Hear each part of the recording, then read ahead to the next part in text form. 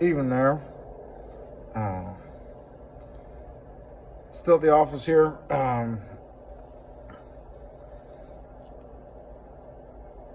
I was going to make it a night where I could focus on some things. Jimmy came in. We probably talked for 45 minutes. We don't talk very much. He owns his, he's owner-operator of facilities and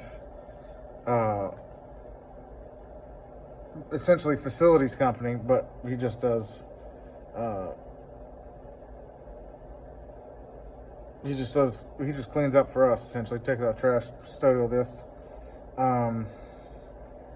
But I wanted to bring in on the first section of hands-on network programming with C# and .NET Core, DNS Resource Location, Chapter 3, Intro to DNS and Resource Location, the chapter. And this is how maybe it sounds in my head.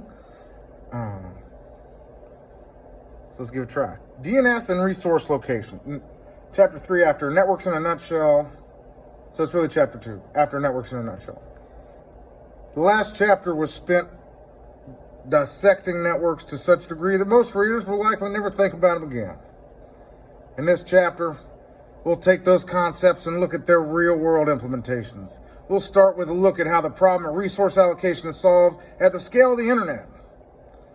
Distributing resources is useless without being able to access them from across your network.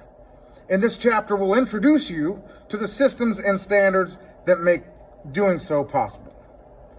As we investigate these topics, we'll finally get our hands dirty with some code. Tap, tap.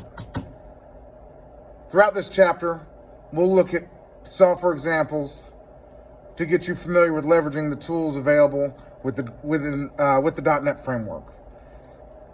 The following topics will be covered in this chapter: how data services are exposed and made available on everything from your home Wi-Fi network to the internet, the specific standards used to identify resources at the different levels of your network, from URLs, domain names, to device names and local directory access, and lastly, using the DNS class, the structure, the DNS class in .NET Core to access external resources and resolve requests for data within your network.